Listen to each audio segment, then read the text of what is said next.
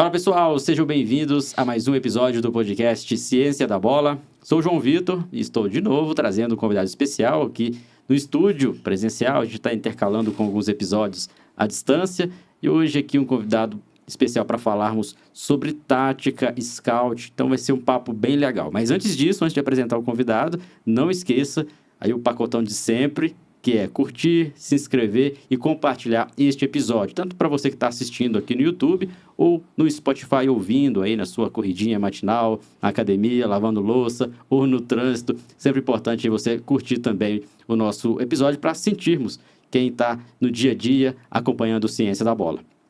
Lembrando também que você pode mandar o seu comentário a respeito aqui do episódio. Sempre importante ouvir vocês. Porque o papo de hoje é sobre tática. E tenho certeza que você que gosta de estudar sobre tática, sobre análise tática, sobre scout, análise de mercado, é especial para você. Então fique atento nesse episódio com o Fred Fortes, que é um profissional que já esteve com a gente no Congresso recentemente. O Fred que já trabalhou no Atlético, esteve recentemente à frente da coordenação de um projeto bem interessante aqui na América do Sul, no setor de scout. A gente vai entender o trabalho do Fred e entender como funciona também toda essa área. Seja bem-vindo novamente, Fred. Obrigado, boa tarde, um prazer estar aqui novamente.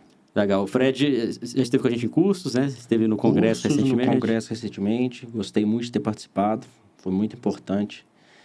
Eu gosto muito de debater sobre futebol e estou aí aberto a perguntas, discussões e a gente vai bater um papo legal hoje. O Fred já é de casa, então o papo vai ser leve, descontraído. Vamos lá, Fred, vamos iniciar o nosso papo tentando entender o que faz um profissional de scout. Tá, basicamente a gente busca, né, monitorar, primeiro mapear, monitorar, identificar, né, jogadores que possam ser importantes para determinado clube, dentro de uma filosofia, uma cultura já pré-definida por esse clube, e suprir, né, essas necessidades de contratações, de monitoramento de mercado, de criação de banco de dados, para que o clube não fique muito refém, né, de empresários, agentes que estão ali sempre oferecendo jogadores e fazendo contratações erradas, né? Diminuição de custo também é importante e você ter um banco de dados bem estruturado com os jogadores que sejam importantes para a metodologia e a cultura do clube, minimizam riscos e, consequentemente, trazem lucros, né, para o clube em si. Uma venda futura e por aí vai. Então, análise de mercado é algo amplo. O analista de mercado é o scout. Nesse sentido, a gente pode tratar aí como sinônimos também. Sim, é o scout e a gente pode chamar também de observador.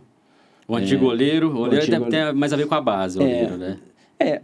Eu, quando alguém me pergunta o que você faz, né? Eu falo assim, eu sou olheiro. Se eu falar que eu sou um scouting, as pessoas, um leigo pode ser que não entenda. Quem é da bola já, né, consegue trabalha nesse meio, ou assiste muitos episódios, ou lê muito, já vai entender que o scout é um olheiro. Mas tem diferentes formas de chamar, né, o olheiro. O scouting, o observador. E hoje ele está sendo muito importante dentro do processo dos clubes, porque ele está trabalhando diretamente com o diretor de futebol, né? Então, ele fica durante o dia analisando os jogos, né? E identificando jogadores que possam ser interessantes para o clube. E normalmente, quais critérios são utilizados? Por exemplo, você disse que o profissional de scout ele observa partidas, observa características nos atletas, tanto em vídeo quanto às vezes em loco, né, indo para o estádio. Mas tática, a técnica, a tática, o que é observado? Lógico, um cenário aí, de repente, deve ter vários critérios, mas os principais que são observados. João, essa é uma pergunta muito interessante, porque a gente não pode colocar o jogador e analisá-lo de uma maneira, teoricamente, geral, assim, como eu digo. Eu acho que cada posição existe uns indicadores diferentes de performance, né? E esses indicadores têm a ver com o perfil do clube? Perfil, assim, eu acho que precisa identificar um perfil do clube, com certeza. E a partir daí, a gente determinar quais indicadores seriam interessantes, por exemplo. Vou dar um exemplo, um zagueiro, por exemplo. A gente quer um zagueiro... O clube vai querer buscar um zagueiro construtor, que consiga fazer uma saída de bola com qualidade, né, e que seja rápido, por exemplo. Mas, normalmente, o que a gente acha no mercado são esses jogadores com estatura mais baixa, né? Então, assim, dificilmente a gente acha, é muito raro a gente achar um zagueiro que tenha uma estatura alta, que saiba sair jogando e que seja rápido. A gente tem um exemplo do Van Dijk. O Van Dijk joga onde? No Liverpool. Então, assim, é muito difícil. Então, existem algumas coisas, alguns padrões técnicos, táticos, físicos e mentais que a gente tem que levantar em consideração. Eu acho que são esses 4 pilares que a gente precisa entender e analisá-los de forma a extrair o melhor de cada pilar. Então, do técnico, nós vamos extrair o quê, por exemplo? Passe, condução, por exemplo, uma virada de jogo, uma diagonal do zagueiro. O físico, se ele é rápido, se ele, né, tem postura boa, se ele consegue ter uma força física ideal. O tático, se ele ataca o espaço, se ele consegue interpretar o espaço, se ele consegue calcular até quando ele pode atacar o espaço, conduzir a bola para o meio de campo. E o mental, né, ver se ele está realmente preparado para exercer aquela função, se ele não se sente pressionado. Então, são vários aspectos que têm que ser pré-definidos antes para determinar o que seria um bom zagueiro para um clube. Porque as pessoas falam assim, esse jogador é ruim, esse jogador é bom, no senso comum, né? Esse jogador é ruim, é bom, mas baseado em quê? Exato. Tem que ter um parâmetro. Esse parâmetro, normalmente, com a experiência do torcedor, que ele acha ali, aquele é melhor. Mas um atleta, para um clube, ele pode ser excelente. Para outro, ele pode ser mediano. Justamente por causa do estilo de jogo, do treinador, a forma como... a característica do clube em si. Então, tem que ter um parâmetro, né? Não adianta procurar alguma coisa sem ter uma referência. Não, é muito subjetivo. Um jogador pode ser bom para mim, para você pode não gostar. Então, eu acho muito subjetivo. E quando você fala... vou perguntar para você, João. O que você acha do João, por exemplo, como jogador? Eu acho um excelente jogador. Se você me responde assim, ele é um bom jogador. Mas o que é o bom jogador? Exatamente. Fica aí sem critério, né? Entendeu? Então, assim, precisa identificar, né, o que realmente é importante para o clube e o que o clube precisa naquele momento. O treinador, né? Não é só números também, né? Por exemplo, atleta que fez 10 gols, artilheiro da competição. Não quer dizer que ele é o melhor atacante, ou é o atacante que tem um perfil para estar no clube. Claro. Como foram os gols? De pênalti? Então, a gente precisa muito bem alinhar, né, essa parte quantitativa com a qualitativa. Qualitativa, exato. Então, a gente usa os números, né, para filtrar o nosso o nosso mercado de jogadores e assim chegar numa lista de 10, 12 nomes para cada posição. Aí, a partir daí, a gente vai trabalhando pouco a pouco para analisar mais profundamente, ver a parte técnica, física, tática e mental do atleta, entendeu? Para ser um profissional de scout, hoje normalmente se fala scouting. É o scout, mas scout é o termo ING em inglês, no final, né? é isso. Mas em português seria o analista de mercado. Analista de mercado. O analista de mercado também. Isso. Ele está dentro do contexto do departamento de análise de mercado. Então, ele é um analista de mercado, igual o analista de desempenho está dentro do contexto do departamento de análise de desempenho. Então, esse ponto agora, esse gancho para a gente falar dessa diferença. Porque para muitas pessoas existe só o analista de desempenho. E aí tem um analista tático, porque o desempenho, você mesmo citou algumas variantes que tem dentro do jogo, que é percebido nos atletas. Então, dentro do desempenho, tem a tática, tem o físico. Então, fica um pouco confuso para quem está estudando futebol, querendo ingressar no meio, gosta muito de acompanhar a tática, entende as táticas, as formações. Lógico, é interessante estudar, só que tem que entender onde que ele vai atuar. Que profissional que você quer ser? Eu quero ser um scout, ok, analista de mercado. Eu quero ser um analista de desempenho, tá? Você sabe o que é um analista de desempenho? Não sei. Eu não faz scout também, não? São coisas diferentes, né? Então, para a gente contextualizar para o público, qual a principal diferença entre quem trabalha com scout e análise de mercado e quem trabalha com análise de desempenho? Bom, na análise de desempenho, ela vai trabalhar em função da comissão técnica e do clube.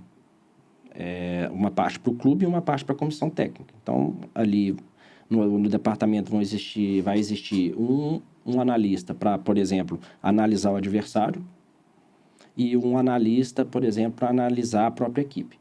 Então, E esse que analisa o adversário não tem nada a ver com a contratação. É para o confronto do próximo isso, jogo. O que eu vou né? chegar. Aí, esse profissional, ele vai trabalhar muito com a parte tática do jogo, né? Coletiva.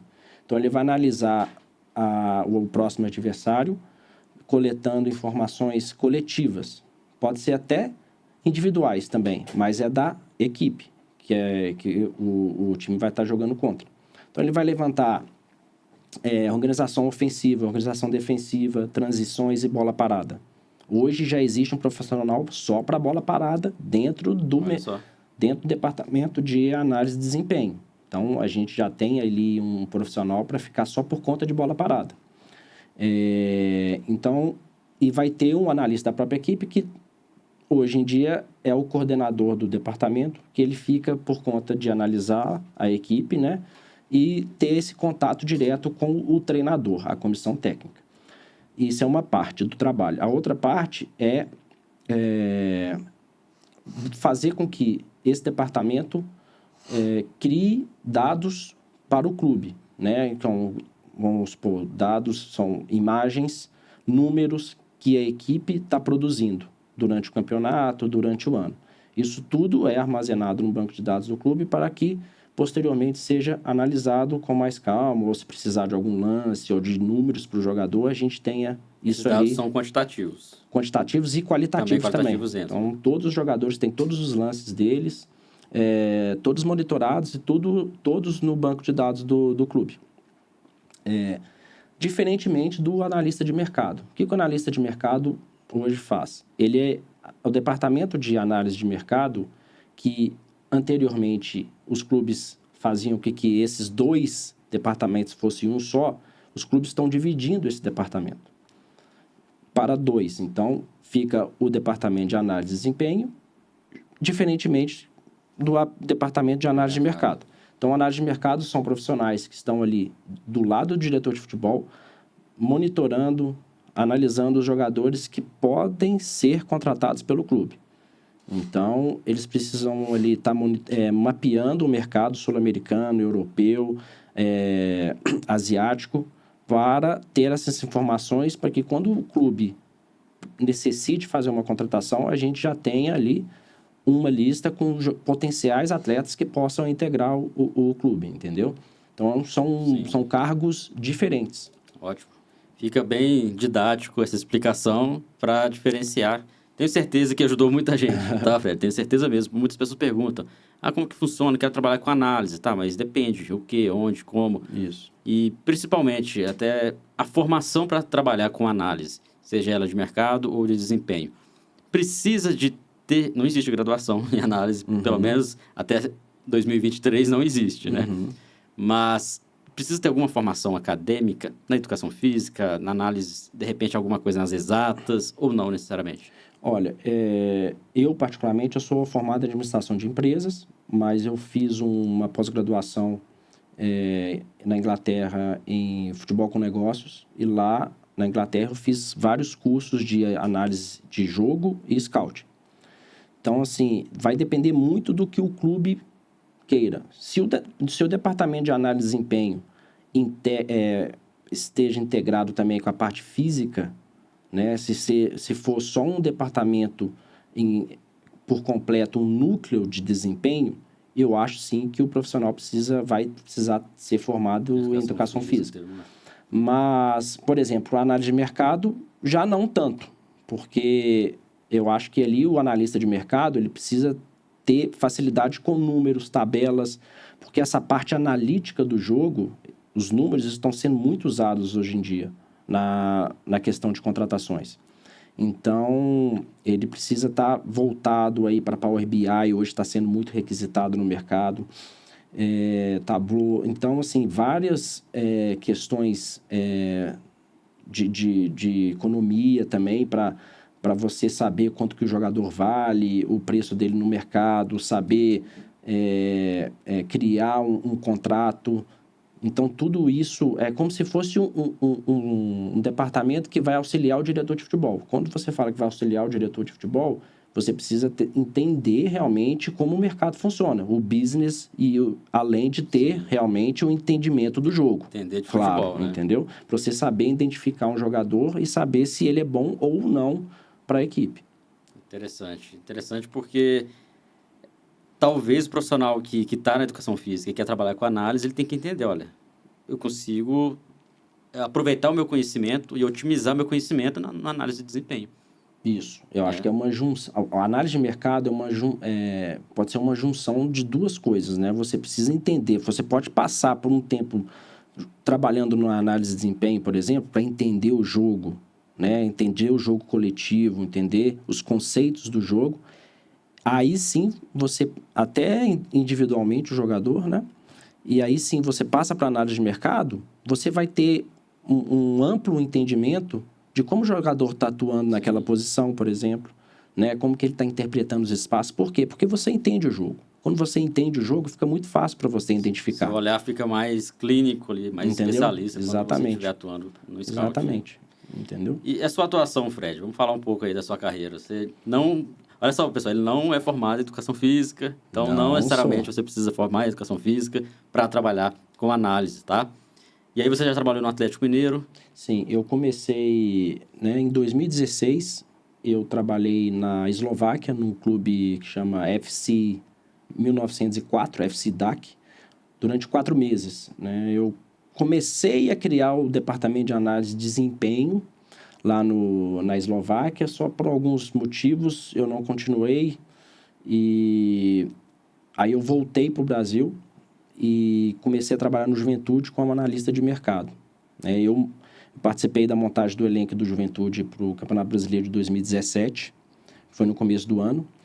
E aí eu fui contratado pelo América, recebi uma proposta e fui para o América em 2017.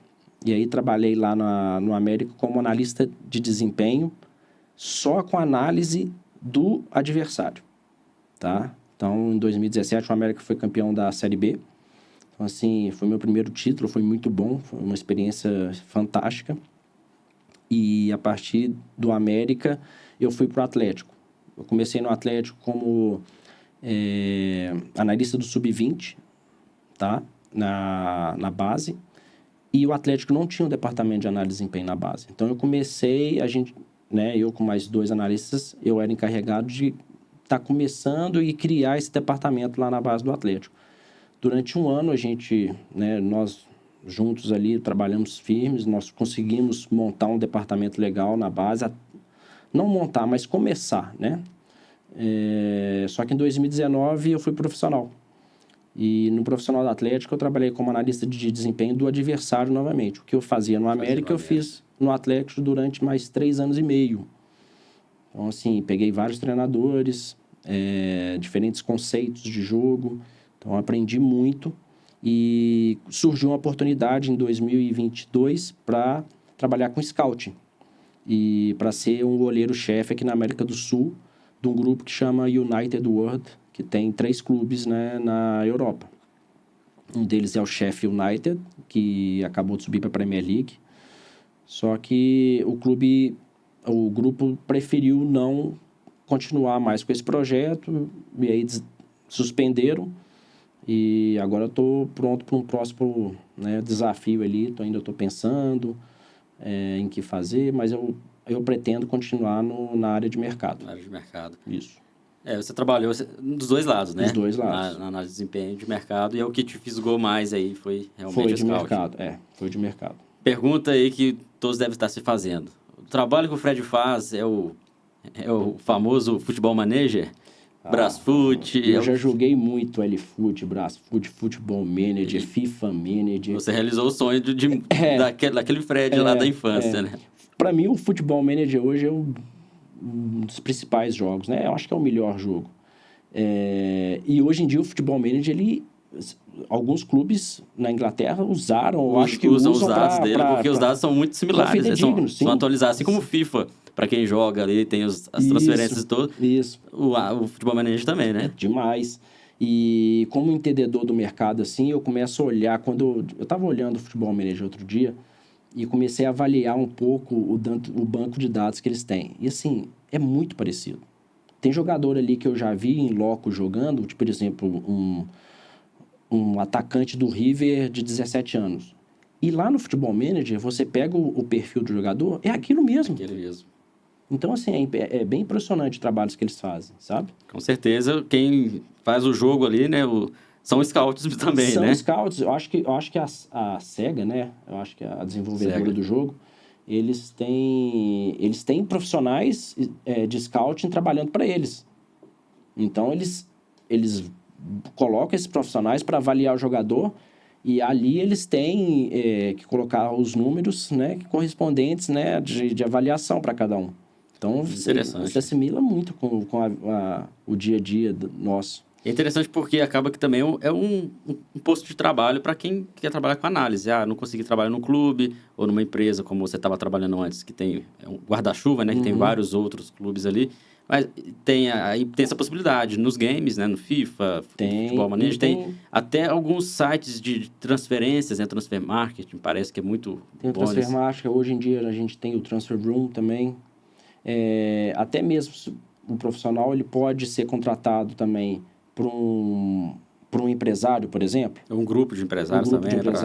Um empresário para acompanhar os jogos de base, para identificar alguns valores para que eles sejam assessorados, né, por esses empresários. Então, assim, mercado tem. O mercado é muito restrito. É difícil de entrar. Não é um mercado fácil de entrar, porque você precisa de ter muita confiança no profissional. É o que eu estou vendo, assim, no mercado. Mas existe mercado para esses profissionais. Tem possibilidades, né? Não necessariamente no clube. Não, porque tem clube, às vezes, que não tem um departamento de análise de mercado. É verdade isso? É verdade. Tem clube que não tem e tem clube que ainda trabalha com um departamento só. Então, Aí fica sobrecarregado às vezes, exatamente. Né? Aí é muito difícil você realizar todas as tarefas. Um clube tem o departamento de análise e mercado juntos. Então, o coordenador desse departamento vai olhar para as duas áreas, entendeu? De desempenho e mercado. Eu não acho ideal. Eu acho que você tem um trabalho bem feito, bem desempenhado, você precisa ter bons profissionais e ainda ter tempo para fazer o trabalho, entendeu? Se perdia muito tempo, João, com a coleta de dados. Hoje a gente tem várias ferramentas que nos auxiliam e que nos ajudam a coletar esses dados. De desempenho, né? E também de vídeos.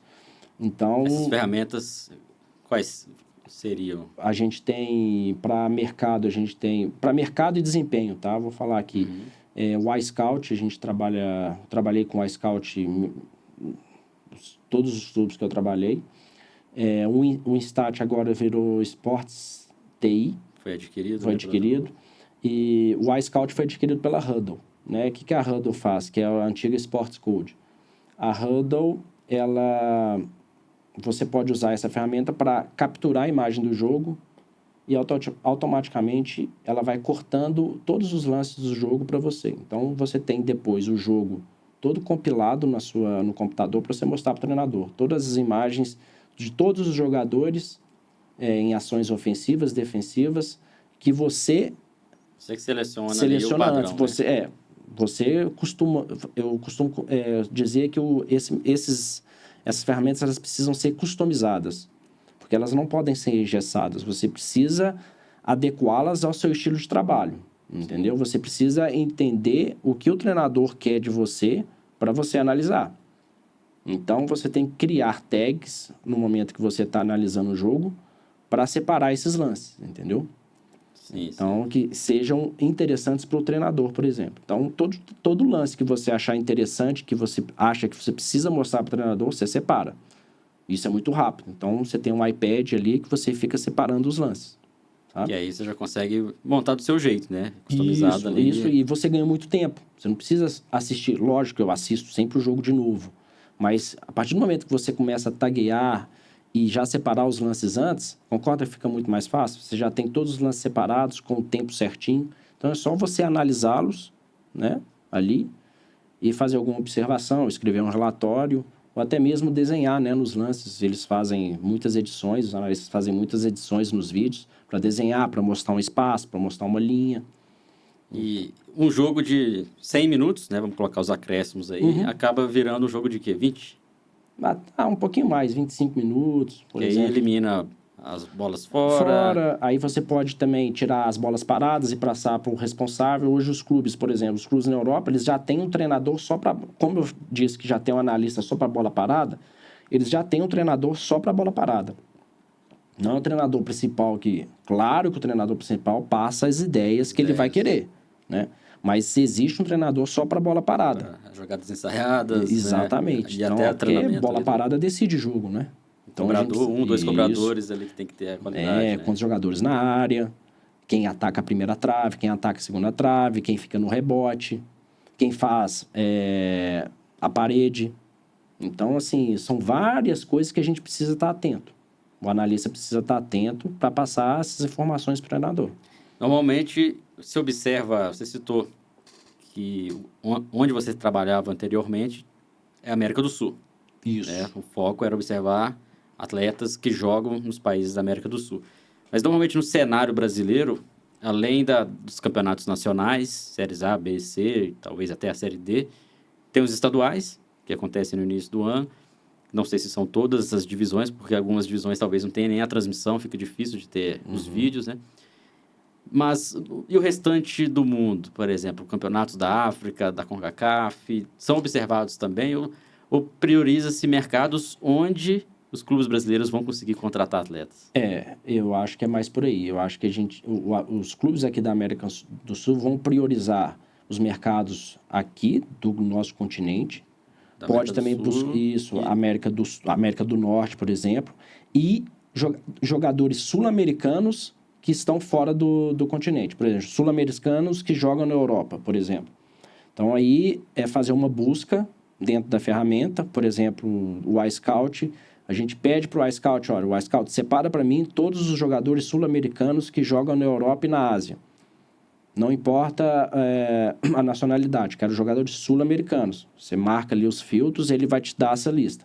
A partir dessa lista, você seleciona alguns nomes que tenham os números que sejam adequados, que você tenha uma linha de corte, por exemplo. Tem uma linha de corte aqui para um atacante, ele precisa finalizar no mínimo 4 vezes pro gol no jogo. Mas isso independe da série, da divisão? Porque às vezes isso pode acontecer, por exemplo, terceira divisão do campeonato lá da Grécia, por exemplo. Não, mas no primeiro momento a gente avalia esses nomes. Aí depois a gente vai avaliar outra coisa, a gente vai avaliar as ligas. Tá. Aí, as ligas vêm depois. Isso. Primeiro a gente pega essa lista e vê, bom, esse jogador aqui finaliza 4 vezes por jogo, mas onde que ele joga? Ele joga na terceira divisão da Bulgária. Bom, a gente tem que levar em consideração, né, o nível da liga. Então, é todo um processo que a gente faz. A gente vai por etapas. Aí, a partir daí, bom, chegamos numa lista de 10 nomes que jogam em ligas importantes, né, na Europa, por exemplo, ou na América do Sul, aqui na América do Norte. A gente pode até juntar todos os continentes e ter uma lista ali de 10 nomes com os melhores, dentro do nível que o clube pode pagar também. Então, a gente precisa ter isso em mente. Porra, eu não posso pegar um jogador que seja referência ou seja o melhor do time numa liga alta, trabalhando num clube que não tenha dinheiro para condições de contratá-lo. Então, tudo isso o analista de mercado ele precisa saber.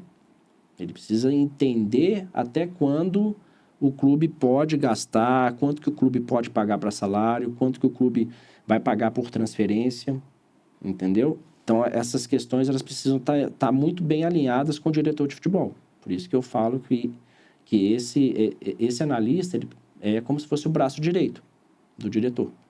Entendeu? E vocês chegam a ter algum contato com o jogador em si? Por exemplo, vamos supor que você fez a filtragem com todos esses critérios que você citou, e aí 5 atletas têm esse perfil. E aí vocês tentam contato com eles para ter outros parâmetros, de repente, comportamento fora, sei lá, quem é o empresário, contrato, tempo de contrato. Eu vou Vocês falar... fazem esse contato ou o diretor que faz? Não, eu vou falar os dois lados. Eu vou falar pelo meu lado primeiro, do lado do grupo, né? Um grupo de investidores, que tem 3 clubes, que era o grupo que eu trabalhava antes.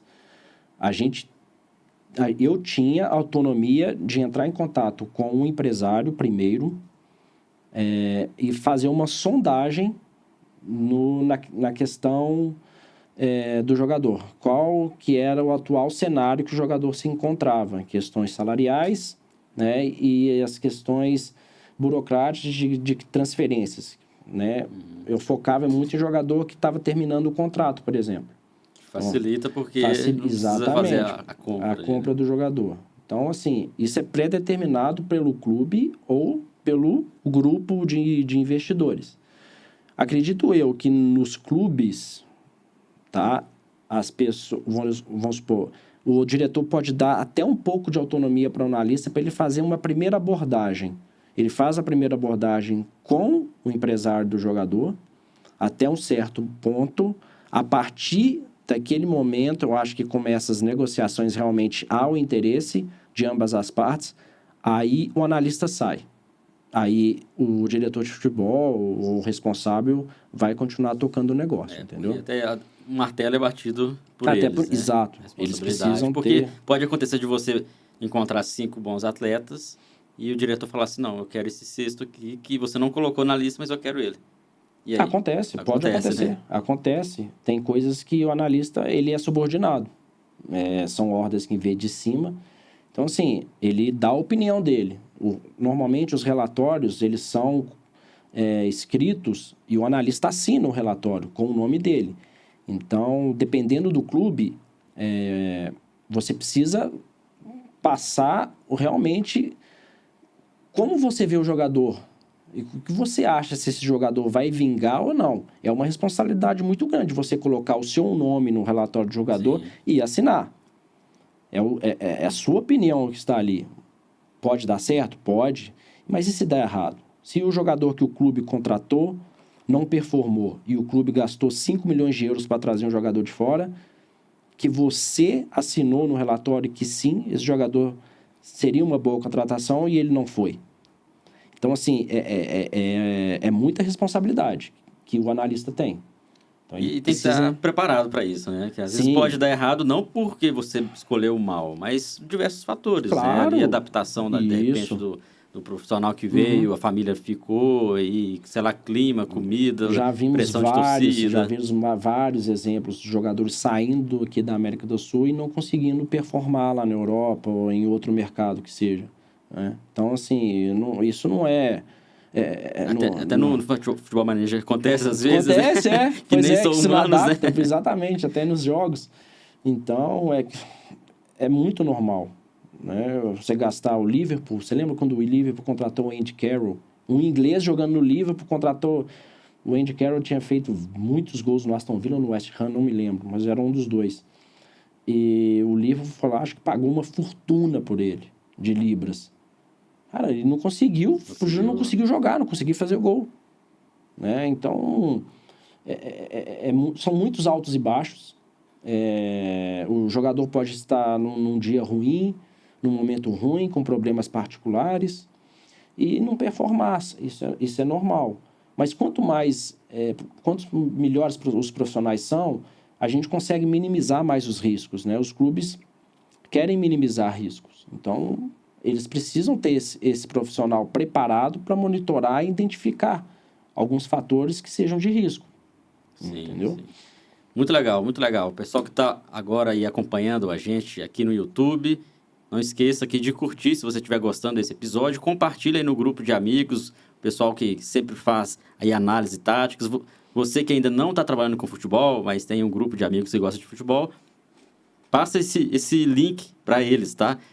Porque o assunto aqui é bem amplo, não necessariamente de quem está trabalhando com futebol, mas como que é a questão tática. Porque tem muita gente que não trabalha com futebol, gosta de analisar taticamente, e quem sabe pode ser uma oportunidade, uma possibilidade de trabalhar com o futebol. Então, envie aí esse link, você está no Spotify também, encaminha, é importante para que mais pessoas possam acompanhar como que é o trabalho de análise, como que é o trabalho do Fred, tá? Tem muita coisa ainda que a gente vai falar no episódio de hoje. A gente pode falar de categoria de base, que eu acho que é muito importante a função do olheiro, e também dos analistas individuais, que é algo que vem crescendo demais. Sim. Mercado promissor. Novamente, quem quer trabalhar com futebol tem possibilidades, né? Não precisa... A gente já quebrou aqui um mito, não precisa ser formado em educação física, né? Não necessariamente precisa ter uma graduação, mas você tem que ter conhecimento de futebol e de outras estratégias e ferramentas que a gente está conversando aqui. Com certeza. Vamos falar da base, que eu acho que é importante, porque o antigo olheiro, que ainda existe, mas aí com o nome de scout, mas é uma característica diferente. Quando você está na base, você não está buscando um atleta, você não vai contratar um atleta já para ter impacto de imediato no elenco ali no clube, mas para que no futuro ele possa evoluir e trazer dinheiro para o clube. E aí já é um pouco ao contrário, é você garimpar mesmo ali um diamante lá para lapidá-lo e depois ele estar no clube, embora muitos saem muito cedo, né? Acabam nem jogando no profissional do clube, mas para depois ser vendido e trazer retorno financeiro para o clube. Esse profissional, ele é um scout, mas ele é mais um descobridor de talentos? O que você acha? Esse profissional ele tem que entender que ele tá mexendo com o sonho de algumas crianças. Exatamente. Então, ele precisa ter a responsabilidade também de não frustrar, né, esse ser humano. Então, ele precisa ter esse lado psicológico muito apurado para trabalhar e realmente... Tudo bem que a gente vai identificar um talento ali em primeiro momento. Vamos identificar um talento por parte técnica. Tem aquele talento inato, né? Aquele menino que só da forma dele dominar uma bola ou finalizar, você já sabe, bom, esse menino sabe jogar bola. E também a gente tem aquele menino que sobressai muito fisicamente dos outros. Que é diferente, né? Que é diferente. Então, o olheiro ele precisa estar preparado e saber diferenciar tudo isso. A partir do momento que ele entende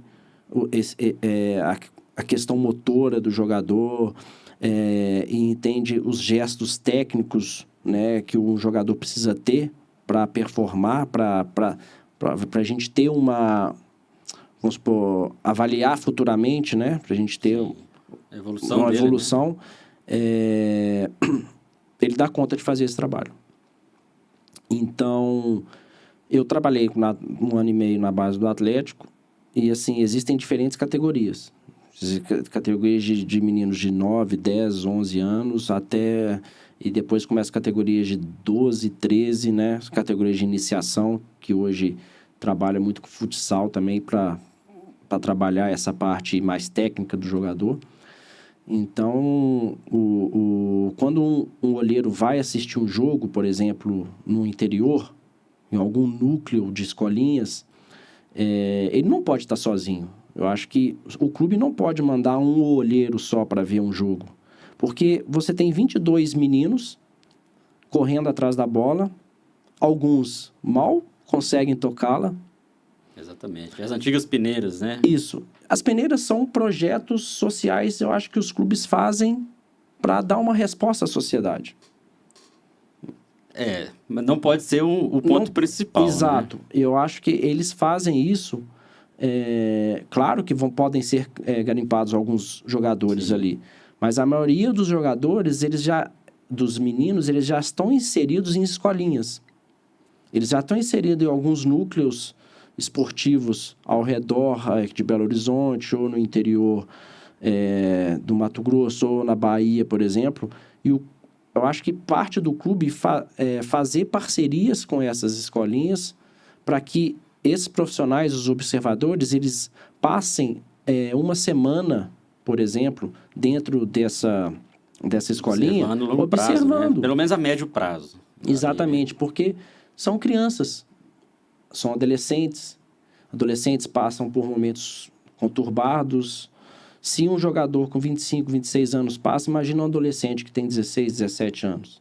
ou uma criança que está se desenvolvendo ainda, movimento motor, sabe? Então, eles precisam estar bem inseridos nesse processo para que eles consigam extrair os melhores jogadores com melhores perspectivas de evolução. Entende? Então, é um profissional que tem que ter um olhar mais especialista ali da formação do atleta, maturação, desenvolvimento motor, cognitivo. Exatamente. E aí é indicado que ele tenha uma formação ali, pelo menos educação física, que seja... Eu acredito que sim. Para trabalhar na base, eu acho muito importante isso. Você tá trabalhando mais com a parte fisiológica, né? Então você precisa entender essa questão motora, a maturação do atleta. As diferentes idades, né? Com certeza, para saber realmente o que procurar num jogador de 6 a 8 anos. O que analisar num jogador de 12 a 14 anos. Então, são diferentes etapas que você precisa analisar diferentes questões. É o setor de captação, né? Captação / formação. Porque o atleta nenhum de base está formado ainda, está em formação. Claro. Você capta aqueles que têm o perfil de estar num nível maior do que os outros de mesma idade para continuar a formação, não está pronto. E é interessante, você citou aí o processo, né, de observação que muitos clubes hoje, embasado a erros do passado, estão se atentando e dando mais oportunidades, tempo, levando às vezes alguns atletas para passar um tempo no CT. Isso bastante, claro. Casos como esse. E até a questão das peneiras, eu vejo as peneiras assim, como você disse, é um retorno para a sociedade, mas ela não pode ser o principal. Por exemplo, vamos captar atleta só em peneiras, não. Talvez é uma ação numa região que não tem um núcleo do Atlético, do Cruzeiro, de algum clube, e não tem escolinhas, a prefeitura também não investe, mas tem um projeto social ali. Então, não tem estrutura para ter um acompanhamento a longo prazo, então vamos fazer uma ação ou 2 durante o ano. Isso. Aí sim, é interessante as peneiras. Né? Essas crianças precisam de oportunidade.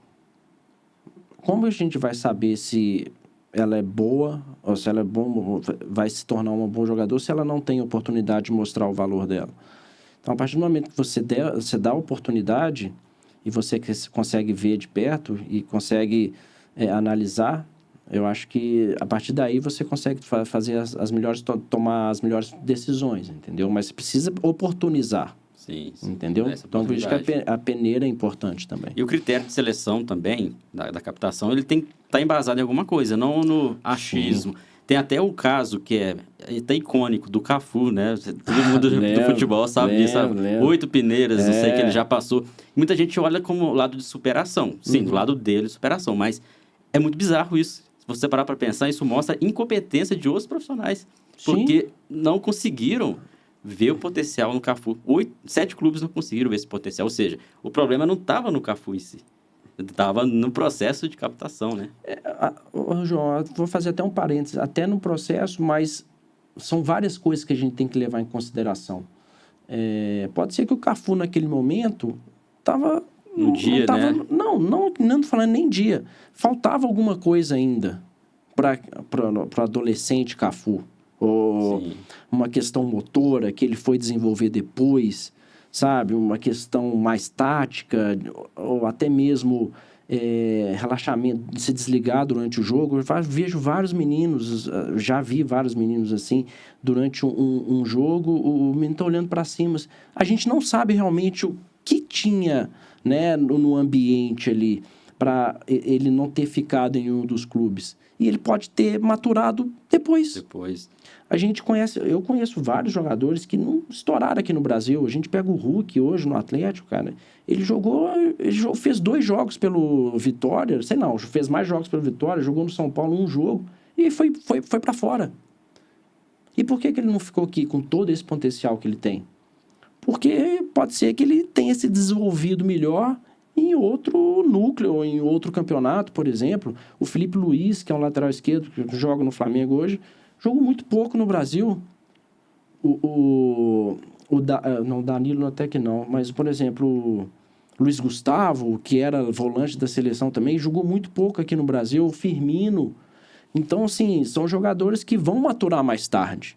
E naquele momento que ele passou por um específico clube, claro que pode existir erros de profissionais, com certeza.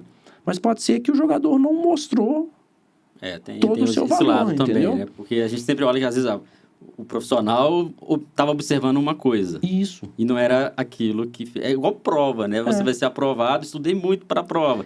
E aí, só que você estudou o que não caiu na prova. Eu vou te dar e aí você tira nota ruim. Isso. E eu vou te dar outro exemplo. Por exemplo, pode ser que o clube enviou um olheiro para avaliar, por exemplo, um jogador.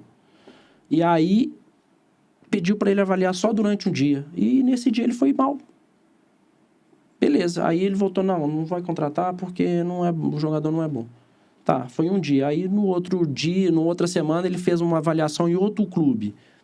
Aí ele, foi bem. Fez gol, jogou tantos minutos e conseguiu marcar. Se for um defensor, fez boas roubadas de bola. E aí o clube gostou e contratou o jogador. Então, assim, são vários cenários que a gente precisa estar atento para saber, né, avaliar se o jogador não ficou, por que ele ficou, por que ele não ficou. Então, por isso que eu prezo muito a inserção do jogador, igual você citou anteriormente, a inserção do jogador dentro do clube, por exemplo.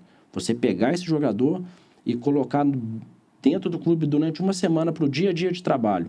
Aí sim você vai ter uma avaliação bem consistente, fidedigna. Aí é mais próximo à realidade, dá um tempo também, né, para se adaptar ali. Eu acho assim,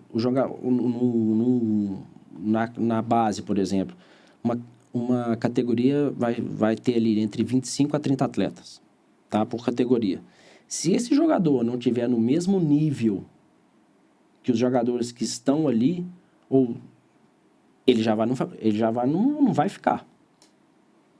Só se o clube precisar realmente de um novo zagueiro, de um novo volante, esteja procurando no mercado. Eu estou dando exemplo de base. Se o jogador for superior, ele fica. Com certeza, 100% de chance. Se ele não for igual aos que estão lá, para que eles vão colocar mais um? Não faz sentido. Por isso que é muito difícil. O funil é muito apertado. E eu acho que um dos problemas do futebol brasileiro, na base, no sentido de captação, porque muita gente fala assim que não tem mais formadores de talento, a rua acabou. Pelo contrário, o Brasil ainda continua sendo o país que mais exporta atletas para outros países, né? Mas talvez a dimensão territorial. E o Brasil, a gente sabe que há diferenças econômicas e sociais entre os estados, geográficas também, né? Porque por mais que é o mesmo estado, a dificuldade, em Minas, por exemplo, a dificuldade que é você viajar de uma cidade para outra. Então, acaba que nem todos os estados têm clubes que têm a base forte para que consiga ter uma formação qualificada. Então, por exemplo, um atleta lá do interior de Minas, ele vai fazer teste onde? Cruzeiro, Atlético, América. Isso. Ele pensa nisso. Sendo que, às vezes, do lado ali poderia ter um clube que joga Campeonato Mineiro, ou uma Série C, uma Série D, que por mais que o profissional não esteja na Série A, a base poderia dar esse suporte. Tem isso. Muitos clubes ainda respiram ligado aos aparelhos, muitos clubes pequenos, por causa da revelação de atletas. Revelação de atletas, isso. Não formação de atletas. Né? Isso, é um ponto muito importante. Tem outra questão também, que eu acho interessante até colocar aqui, que os clubes estão sendo adquiridos, clubes pequenos estão sendo adquiridos por empresários, por investidores. Então, estão se formando pequenas SAFs. Por exemplo, eu vou dar o exemplo do Aimorés, por exemplo, do Denis, do Wellington Paulo e do Mancinho. Ubá, da cidade de Ubá, não é isso? Então, eles estão fazendo um projeto gigantesco lá. Assim, um projeto muito legal. Então, eles têm jogadores que têm potencial para estar jogando no Atlético, no Cruzeiro e no América. Mas para que eles vão jogar no Atlético, Cruzeiro e no América se eles vão realmente conseguir se desenvolver jogando? Porque o jogo é uma prova, é um treino. Sim. Né? O jogador precisa jogar. Será que num elenco tão competitivo como Atlético e Cruzeiro ele iria estar jogando o tempo inteiro? Não sabemos. Se ele for bom, sim, claro. Mas existem várias variáveis que, né? Então, ele no Aimoré, ele pode estar se desenvolvendo bem, né? Bem melhor. Por exemplo, jogando, entendeu? Claro que os clubes têm profissionais de mais alto nível. O Atlético e o Cruzeiro vão ter profissionais de mais gabarito. Mas os jogadores, hoje, existem muito mais possibilidades, muito mais oportunidades para esses jogadores de clubes pequenos ficar, porque os empresários estão investindo, sabe? Sim. E eu acho isso muito bom. Muito bom, porque aí o jogador, você vai oportunizar esses atletas. Entende? Até para ficar claro, talvez o pessoal ache que os clubes pequenos não têm. Tem muitos bons profissionais, claro. inclusive Isso que até eu tô para falando. atuação, não só de atletas, mas para nós profissionais começarmos em escolas, em clubes Isso, uma de porta de bairro, entrada. clubes da cidade Claro, mesmo, né? é uma porta de entrada para todos os profissionais que recém-formados, para começar a mostrar seu trabalho, entendeu? E aí, assim, o sentido que eu quis dizer é que a fatia do bolo para esses clubes, ainda é menor. É menor. E aí dificulta Sem dúvida. o processo, entendeu? Sem dúvida. Mas aí tem outros fatores, né? Como eu disse antes, que fazem com que isso aconteça. É difícil. É difícil. Mas, assim, pensa em um país como Espanha, Reino Unido, que tem dimensões menores, Holanda, e consegue, a Alemanha mesmo, é um exemplo recente, consegue abraçar ali quase todas as cidades. O atleta consegue ter a chance de fazer um teste. Essa questão geográfica que você pontuou, ela é muito desafiadora, entendeu? Então, esses núcleos, essas escolinhas, e a partir do momento que os clubes fazem essas parcerias, então, você tem muito mais acesso a esses jogadores, entendeu? Então, eu acho que parte um pouquinho desse ponto, sabe? A questão geográfica, ela é muito difícil, realmente. Realmente, é um dos limitadores. É. Vamos falar para a gente caminhar para o final, sobre análise individual de atletas. Sim. Hoje, há algumas empresas que fazem esse trabalho individualizado, que eu acho muito interessante. E desde que não atrapalhe o trabalho do clube, tá ótimo, é um complemento, né? Até porque se existem empresas e profissionais que fazem isso, porque os atletas estão buscando isso. Uhum. Como que você vê essa atuação, até para quem quer trabalhar com análise, pode encontrar essa possibilidade? E aí tem um diferencial, análise individual. Individual. Ele não vai observar todo o coletivo ali para contratação ou até mesmo para a equipe. É uma análise individual para ele melhorar aquele atleta específico. Isso. Como você vê esse cenário desse trabalho? Eu gosto, mas eu acho que precisa haver alguns cuidados com essas empresas. Eu apoio muito, eu acho que toda informação, toda ajuda para o jogador, ela é bem-vinda. A partir do momento que o clube dá esse acesso ao jogador, né? Acho que o clube não precisa dar, mas o treinador acha interessante, eu acho muito válido. O analista que trabalha para essas empresas, ele tem que saber até onde ele pode ir. Então, a parte individual, sim, ok. A parte coletiva, vou dar um exemplo, será que em determinado momento do jogo, ali ele separou aquela imagem? E será que o jogador realmente teria que atacar aquele espaço, a profundidade? Será que o treinador não pediu para ele dar uma segurada? Então, assim, a partir do momento que você conhece ou você tem acesso ao trabalho do treinador, fica muito mais fácil você passar a informação. Mas se você não tem, é um pouco até perigoso, porque você pode estar influenciando uma tomada de decisão do jogador ali dentro de um contexto do jogo que já foi pré-determinado pelo treinador. E aí, se no próximo jogo ele atende a essa solicitação, ele E pode estar deixa de fazer descumprindo o que o treinador pediu. Isso, e aí sim, o treinador vai questionar por que ele não atacou o espaço como ele pediu, por exemplo, né? Então, assim, quando a gente fala de análise individual, a partir do momento que você pega um jogador e passa para ele o seu conhecimento, ajuda e eu acho que discute com o jogador, mostrando os lances dele de jogo, eu acho ok. O analista está discutindo com o jogador como é que ele poderia ter dominado a bola? Será que ele poderia ter dominado a bola de frente?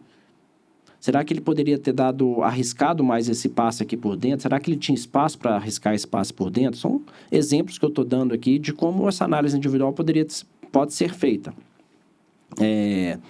A parte coletiva, eu acho que ela tem que ser um pouco superficial. Acho que não pode entrar muito dentro de conceitos do jogo. O jogador até pode questionar no momento que o analista passou a informação para ele e fala assim, não, o treinador pediu para eu não fazer isso. Então, assim, acho que parte muito do jogador também alertar o analista para que ele entenda o que o treinador já pediu para ele fazer, né? Que aí esse bate-bola fica até mais Uma fácil. boa comunicação. Isso. E o próprio analista ali, ele assistir jogos da equipe, para ele Claro, realmente pra ele perceber, entender. então é isso que você queria dizer, né? Então, eu vi realmente isso no Eu jogo. acho que o mais importante, João, é o analista saber como transmitir a mensagem, como transmitir a informação.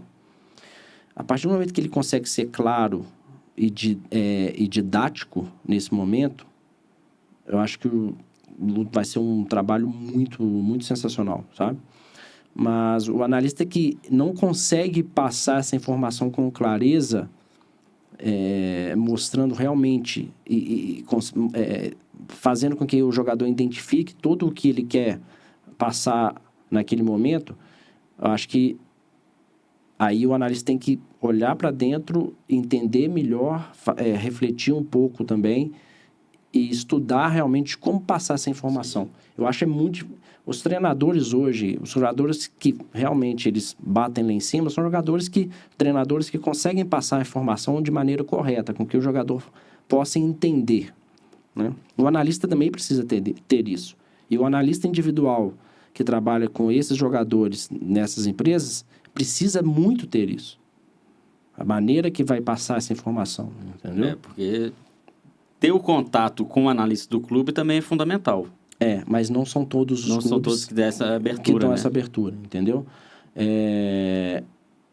Eu já peguei jogadores que tinham meio que preguiça, não preguiça, mas se sentiam constrangidos de ir até a sala de análise para ver vídeos, porque eles estavam com medo de como eles iam ser vistos depois de estar lá na sala de análise. Poxa, será que foi para chamar atenção? Será que foi para elogiar? Então, se o jogador tem um pouco de receio de ir até a sala de análise, onde que ele vai procurar as imagens dele? Com essas empresas, com esses analistas, entendeu? Então, assim, eu acho que tudo é válido. Tudo é válido, mas existem limites. Com cautela, né? Isso, existem limites que para não até prejudicar o próprio jogador. Porque às vezes na inocência do próprio jogador, ele não sabe, pensa, pô, eu vou ter o do clube e o outro, aí vai ficar melhor ainda, mas às vezes não, às vezes são informações contraditórias, né? Exatamente. Então, assim, precisa haver limites ali e tudo conversado, sabe? Mas eu acho que essas empresas têm grandes profissionais e eu acho que elas já estão se atenando para isso, elas sabem desse problema, não vou chamar de problema, né? Mas dessas possibilidades, desse cuidado. E os analistas já são preparados para isso. E é uma possibilidade também de atuação do analista, trabalhar... Eu vejo como uma grande porta de entrada também para o mundo do futebol, essas empresas, sabe? E até para quem não quer trabalhar no clube, aquela rotina de clube, tem essa possibilidade também, né? De trabalhar às vezes de casa ou dentro do escritório. Claro, com certeza. Eu acho que a vida social também, quando você trabalha para o clube, você trabalha aí de domingo a domingo, você não tem final de semana... você perde muito aniversário de família, você não consegue viajar. E quando você tem um trabalho, teoricamente, vamos falar assim, normal, você consegue ter, né, essas questões. Consegue ter o tempo de folga ali. A vida social, porque no futebol, cara, é difícil. E olha que eu passei por isso. Imagino. Entendeu? E também, Fred, antes da gente finalizar o nosso papo, que está muito agradável, vendo que tem o limite de tempo, senão a gente ficava horas aí conversando, né? No próximo momento. Mas o scout, muitas pessoas também confundem com o que hoje está muito presente, que são as casas de apostas. Uhum. E tem muitos profissionais que fazem esse trabalho para as casas de apostas e para profissionais que fazem as apostas, né? O investimento na bolsa esportiva, como dizem também. Sim. É válido? Procede? Esse conhecimento é parecido ou não? São coisas diferentes? Tô viajando aqui. Não, eu acho que ajuda. Ajuda. Se fosse um diferencial, todo mundo que trabalha com futebol estaria milionário com apostas. Só fazendo apostas. Eu já tentei brincar com aposta e já tomei muito prejuízo. E olha que eu trabalho com futebol. Então, assim, futebol é muito dinâmico, né? E você tem que entender a questão das apostas. É um mercado muito, vou te falar, louco, porque você, a partir do momento que você aposta num time para, vamos supor, aqui eu vou dar o exemplo da Série A e Série B do Brasil. Quantos jogos fora de casa, por exemplo, uma equipe pode vencer, né? Contra um mandante, por exemplo. Na Europa, eu acho que já não é tanto assim. Já é mais equilibrado. Aqui não. Aqui no Brasil, o futebol é muito competitivo, cara. Os times são muito iguais. Então, assim, é um mercado muito arriscado. Não importa se você vai ver um padrão de jogo numa equipe que ela ataca mais em transição. Isso não vai determinar se ela vai fazer o gol ou não. Esse é um detalhe, né? Então, assim, a equipe ataca e não consegue fazer o gol. Não consegue fazer o gol. Vou apostar aqui nesse time porque ele tem 90% de posse de bola, 25 finalizações por jogo e vai jogar contra o último colocado em casa. Você vai ter uma... Claro, você vai ganhar. Mas a odd ela vai estar baixa. Porque estava bem claro, nítido do que aquilo ia acontecer, e assim, né? E pode ser que você perca ainda. Porque o time pode atacar e não fazer gol. Aí o outro vai lá num contra-ataque e faz gol. É o único esporte do mundo que isso acontece. Então, assim, ajuda. Ajuda em questões de escanteios, eu acho que ajuda você a achar um padrão de números de escanteios, mas eu acho que tem mais... É questão mais de números, né? Você tem que saber entender a média, saber quantas médias dão no primeiro tempo, quantos escanteios dão no segundo tempo, para você ter uma média ali e apostar. Mas você tem que sempre pegar odds de valor, né? Esse que é o problema. Então, assim, existem vários cenários que vão afetar as questões das análises, mas eu acho que são mercados completamente diferentes. E ajuda. Claro que ajuda, mas não é determinante. Não quer dizer que uma pessoa é muito boa apostadora, que ela vai ser um excelente analista. Não, se ela entende do mercado de apostas, se ela sabe quando a odd vai subir, se ela sabe quando a odd vai cair, ela faz dinheiro. E aí, exatamente, não tem nada a ver com o analista e vice-versa, né? Exatamente. Não quer dizer que você, por exemplo, analista, já perdi, boa experiência, foi fazer apostas. Eu só perco dinheiro em aposta, é impressionante, cara. Eu até parei. Até parou, né? Parei, não brinco mais. Melhor futebol manager, brincar ali, que não perde, né? E hoje em dia, com essas questões, né, não pode mais. Os profissionais que trabalham dentro do clube, eles não podem estar envolvidos com nenhuma questão de aposta de casas esportivas. Nem jogadores, nem profissionais. São multados. Sim. Realmente, tem que... Entendeu? Tem que ter esse controle, né? Para não ter prejuízos, igual a gente ouviu ultimamente, os escândalos aí que faz com que a gente ainda tenha mais critérios para contratar profissionais, né? Para os clubes, né? Com certeza. Muito bom o papo, Fred. A gente falou de tudo aí sobre análise, né? A gente falou análise de mercado, análise de desempenho, base, a sua carreira, falamos de todos os cenários. Falamos de tendências aí, né, para o futuro, as questões de análise de bola parada, treinadores de bola parada que já estão acontecendo. E espero voltar aí novamente.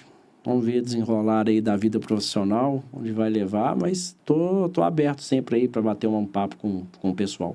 Com certeza, isso é interessante, a gente pode expandir para outros assuntos.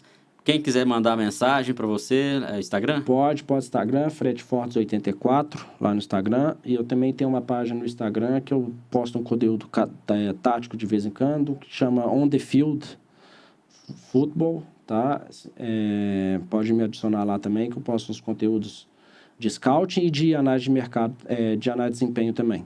Análise coletiva e individual. Pode preparar aí que direct vai chover comentários aí, o pessoal querer saber um pouco mais. Ajuda também de cursos, pode me procurar que eu sempre solícito, assim. Tá? Legal, Fred. Fica aí o convite, todas as oportunidades, sucesso, em breve a gente vai conversar e também na nova atuação. Com certeza. Vai ser sempre um prazer. Obrigado, João. Boa tarde. Obrigado, pessoal. Valeu, pessoal. Obrigado pela audiência de vocês. Se gostou do episódio, então comente aqui o que você achou. Se você já trabalha com análise, como é o seu trabalho. Se você não trabalha, comenta aqui o que você mais quer aprender dentro da análise.